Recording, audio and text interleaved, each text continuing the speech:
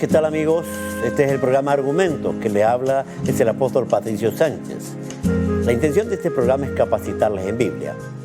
Si usted se acuerda, en el programa anterior estuvimos hablando acerca de la composición del libro, cómo se ordenaba. Dijimos que la Biblia no está escrita cronológicamente, sino temáticamente, y que la Biblia en primer lugar está dividida en dos partes, Antiguo y Nuevo Testamento, y que el Antiguo Testamento tiene 5 divisiones, y son libros temáticos. Los primeros 5 libros son libros de la ley, los segundos son libros históricos, los terceros son libros poéticos, profetas mayores y profetas menores, y tienen una cantidad de libros como la Torá o Pentateuco, ya tiene 5 libros. Los libros históricos son 12, los poéticos son 5, los profetas mayores 5 y los profetas menores 5. Tenemos luego el Nuevo Testamento 4 evangelios, un libro histórico. Usted tiene las 14 cartas de Pablo, 7 cartas pastorales y un libro profético. Ahí tenemos nuestra mano. Trataremos en todos los programas, a unos 4 o 5 programas, de recordarle esto para que usted vaya aprendiendo a entender cómo está organizada la Escritura.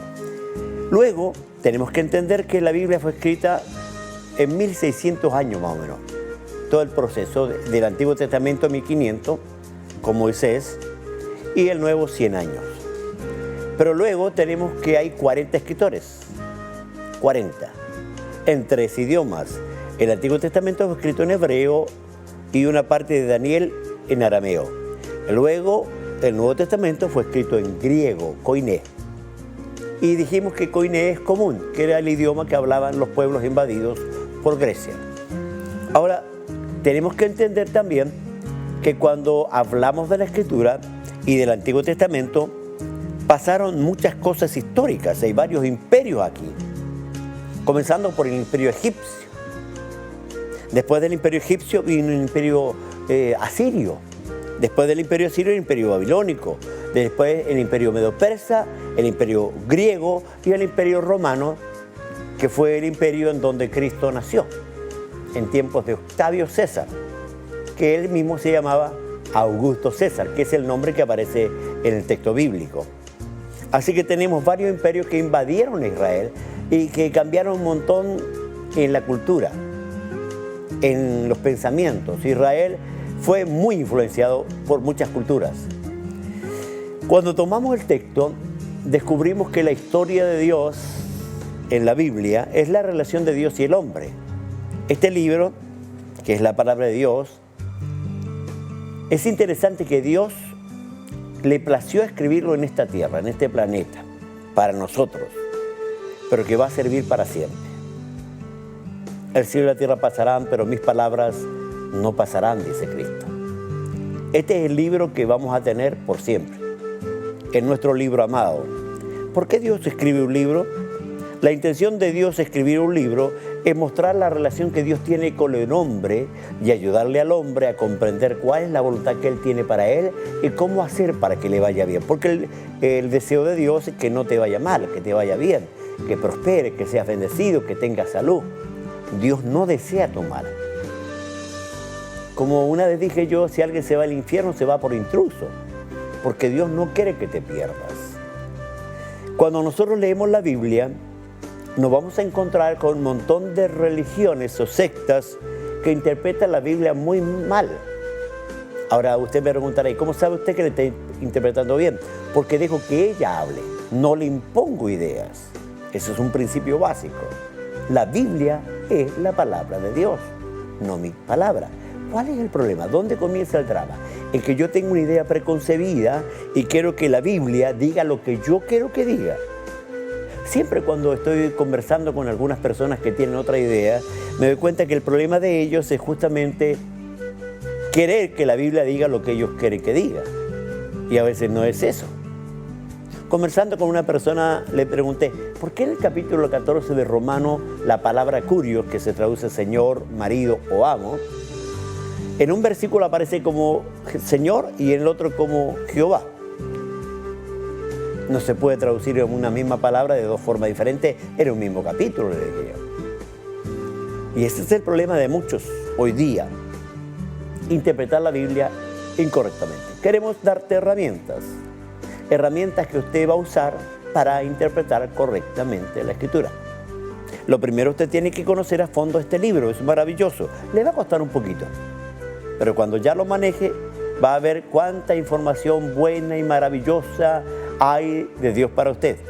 La Biblia dice que la voluntad de Dios es buena, agradable y perfecta. Y aquí está. Aquí está. Usted la puede tomar o desechar. Puede aceptar. Y usted me dirá, pero es un libro escrito por hombres. Le voy a decir que el autor es uno solo, Dios. Los hombres escribieron inspirados por Dios. ¿Y cómo lo sabe? Porque si usted lee toda la Biblia, no se contradice. Es inerrante, que significa no tiene errores en el texto original. A veces las traducciones, porque hay varias traducciones al castellano, como la Nácar Colunga, la Bober Cantera, la Fronsic, la Francisco de Sió, la Jerusalén, la Reina Valera.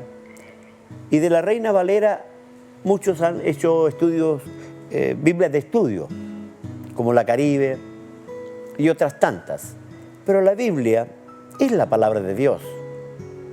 Y la que tengo en mi mano se llama Reina Valera porque la tradujeron dos personajes, don Casimiro de Reina y don Cipriano de Valera.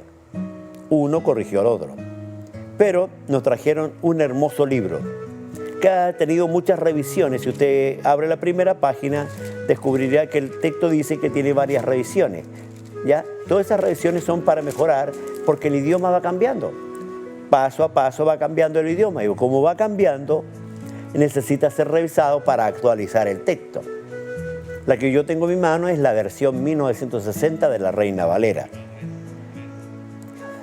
Una de las cosas más terribles, amado, es cuando las personas no entienden que la Biblia es una, que no hay otra Biblia, que tenemos una sola Biblia, la palabra de Dios. Ahora, la Iglesia Evangélica ha usado la Reina Valera por mucho tiempo, ha sido nuestra Biblia. Y a través de ella vamos a estudiar muchas verdades. La primera verdad que le voy a enseñar es que este libro, en el libro de Génesis, capítulo 1 al 11, hay 2500 años de historia. Hay más historia que en todo el resto de la Biblia. Como que Dios se apuró aquí al correr hasta que llegó a Abraham, capítulo 12. Y cuando llegó a Abraham, se detuvo y empezó a contar la historia de Abraham por completo. ¿Por qué? Porque es el padre de la fe y su vida también es figurativa de muchas verdades espirituales que en el tiempo vamos a ir estudiando y reconociendo. Luego está Isaac, está Jacob, está José. Y José pasa a ser, en cierto modo, el salvador de Israel porque permite que Israel vaya a Egipto. Israel es el nombre de Jacob que Dios le puso cuando él peleó con el ángel. Eso lo vamos a analizar después. ¿Ya? Y cuando Dios le puso ese nombre, es el nombre del pueblo, de la nación. Él tuvo varios hijos, como 12, y una hija. Y luego uno de sus hijos, José, se dividió en dos tribus, Efraín y Manasés. Y una de las cosas que uno ve es que esta familia que llegó a ser una nación estuvo un buen tiempo en Egipto creciendo, en el valle de Gosén, que era un valle ya muy fructífero. Luego, Dios levanta a Moisés para libertar al pueblo de Israel, sacándolo de Egipto y llevándolo por el desierto. El camino era lento, eran 15 días para llegar. No demoraba más, pero Dios los lleva por otra ruta. ¿Por qué? Porque estos 15 días habrían tenido problemas porque se habrían encontrado con los filisteos y los israelitas que salieron de Egipto tenían mentalidad de esclavos, no estaban preparados para la guerra. Y cuando ellos ya llegaron a la tierra prometida, tuvieron miedo porque vieron gigantes. Vamos a hablar después de los gigantes. ¿Quiénes son? Hay mucho que hablar, hay mucho que decir, hay mucho que examinar. Nuestra intención es paso a paso, lentamente, para que usted pueda percibir toda la información que tenemos. Israel se estableció en esa tierra, que antes se llamaba la tierra de Canaán, y ahora era Israel, con las 12 tribus. Hay mapas de eso. Y se estableció un pueblo maravilloso, que los guió allí fue Josué. Pero Josué no dejó un líder. Y la nación se dividió en tribus. Cuando usted lee el libro de Jueces, va a ver puras tribus hablando, la tribu de Judá, la tribu de Simeón y otras tribus. Eran tribus, no era una nación hablando, la nación se había disgregado en tribus. Así que usted tiene que aprender que esta nación de Israel, en el libro de Jueces, tuvo caos. Vamos a una pauta musical y seguimos.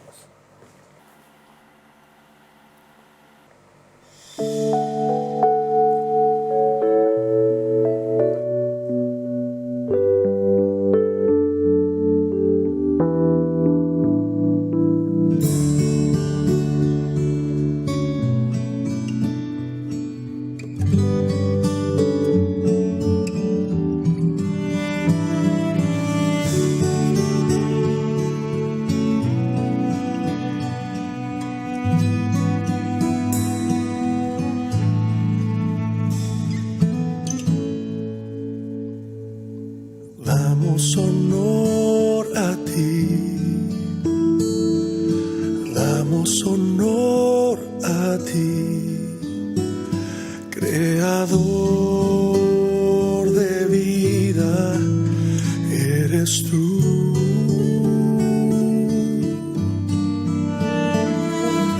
Damos honor a ti, damos honor a ti, porque no hay otro Dios como tú.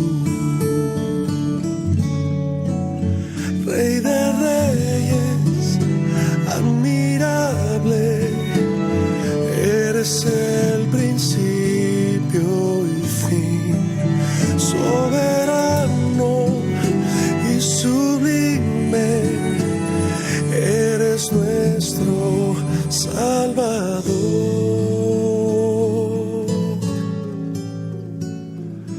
Damos honor a ti, damos honor a ti, porque no hay otro Dios como tú.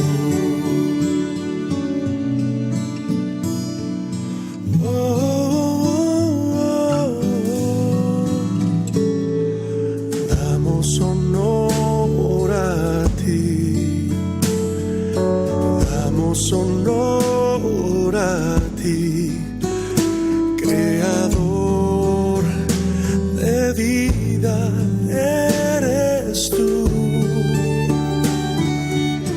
Oh, damos honor a ti, damos honor a ti, porque no hay otro Dios como tú. No, Rey de reyes, admirable, eres el principio y fin, soberano y sublime, eres nuestro Salvador. Rey de reyes, admirable, eres el principio y fin, soberano y sublime, eres nuestro Salvador.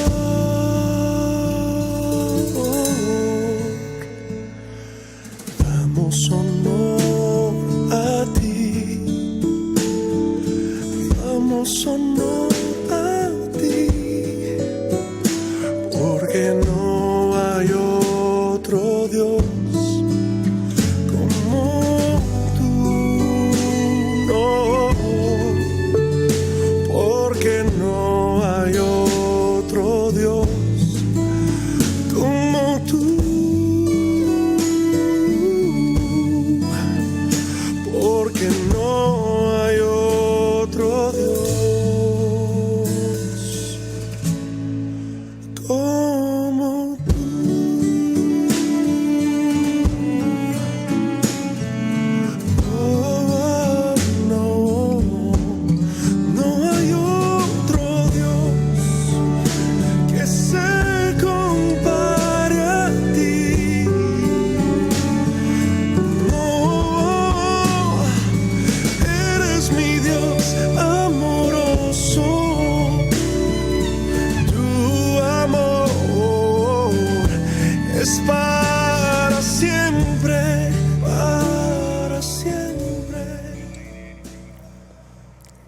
Este es el programa Argumentos. Estamos hablando en la parte anterior acerca de Abraham, de Isaac y de Jacob. Quiero decirles que la vida de Abraham, Isaac y Jacob están escritas en el libro de Génesis y también la vida de José.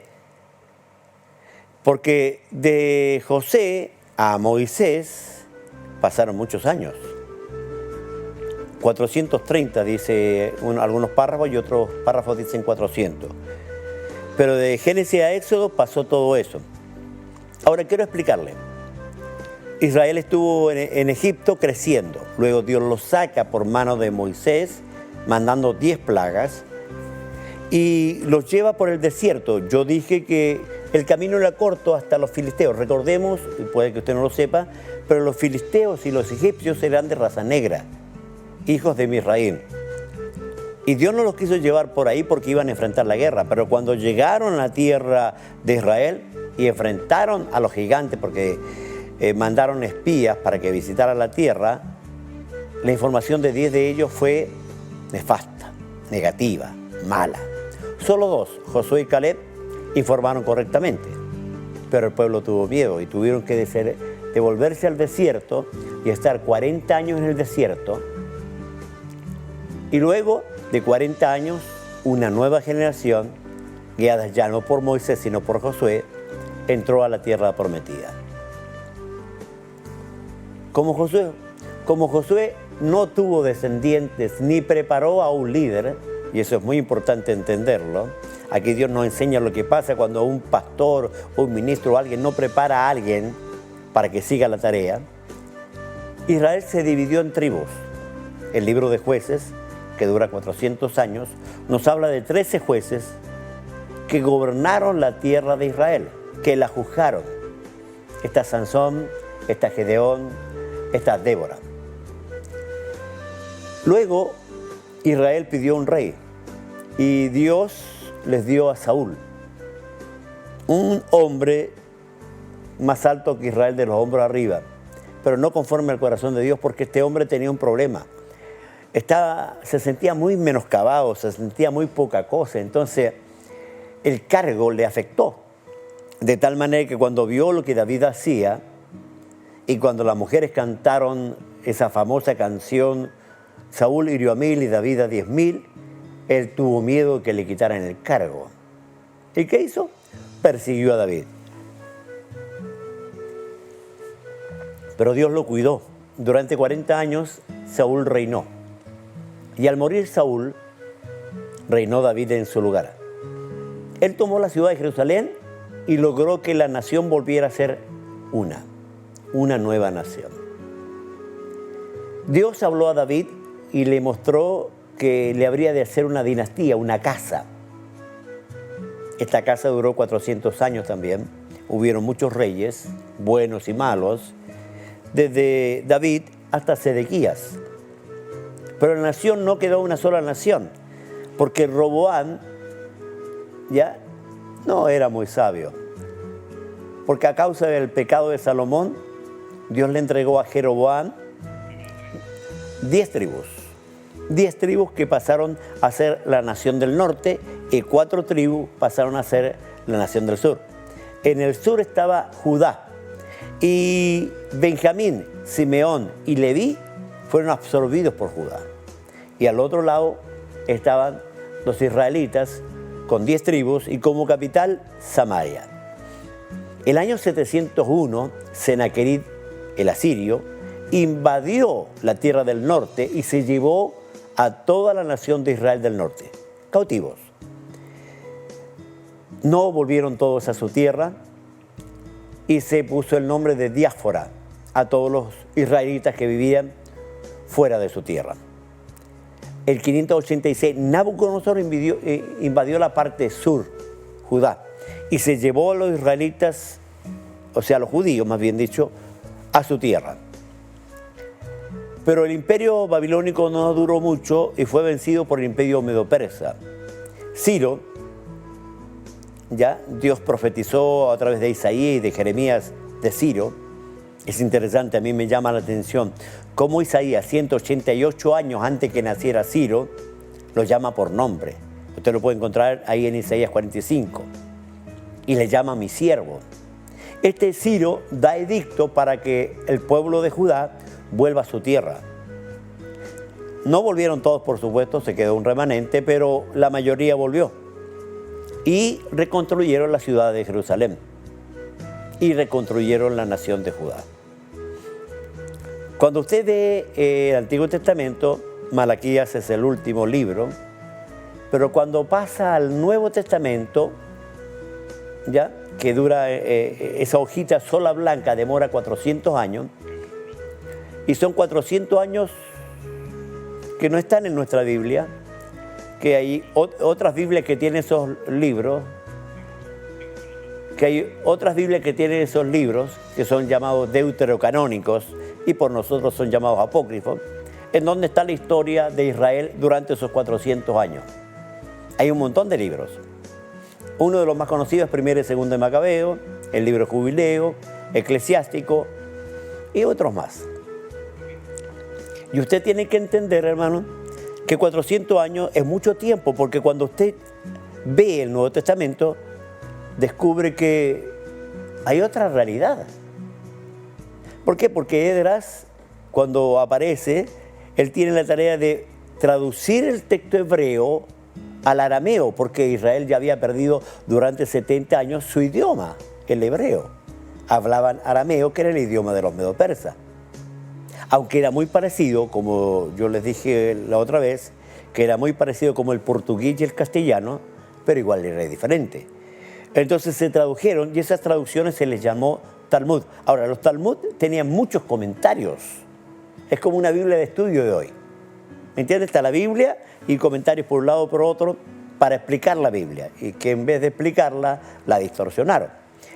Cuando aparece el tiempo de Jesús, ¿ya?, vemos sectas. Los saduceos, los fariseos, los herodianos, los esenios, ¿ya?, los celotes o cananitas y otras tantas. Según algunos historiadores, dice que habían 28 sectas en Israel. No todas aparecen en la Biblia, pero es lo que los historiadores dicen. Ese tiempo es donde aparece Jesús. Quiero hacérselo cronológicamente. ¿Qué le parece si usamos la cronología, pero en los personajes? Comenzamos con Génesis capítulo 1 al 11, 2500 años. Luego viene Abraham, 2000 años. Eso es aproximado. Moisés, 1500. David, 1000. Esdras, 500. Y luego viene Cristo, 7 años antes de Cristo, porque lamentablemente el calendario nuestro se equivocó en 7 años. Por tanto, nosotros no estaríamos en el 2019, sino el 2026. Sigue con nosotros estudiando la palabra de Dios. Hay mucho más que decirle, hay mucho más que enseñarle. La Biblia está llena de cosas exquisitas para aprender y quisiéramos ayudarle. Usted con nosotros va a aprender mapas, historia, geografía, idioma, doctrina, profecías, todo lo que la Biblia encierra, que es mucho, pero que paso a paso usted puede ir aprendiendo. Queremos orar por usted. Padre, bendecimos a nuestros oyentes y a aquellos que, Señor, quieren aprender. Dales hambre de tu palabra, hambre de tu verdad, hambre de esta realidad que eres tú y que tú nos revelas a través de tu palabra.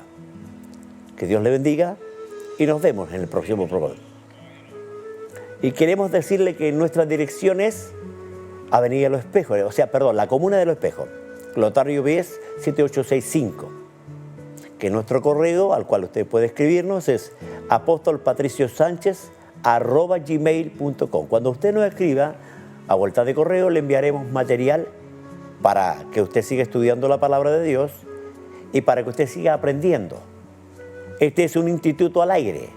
No damos certificados, por supuesto, pero sí damos mucha información de la palabra que le puede ayudar en su propio estudio, como predicador, como creyente o como no creyente que quiere aprender de qué es el Evangelio.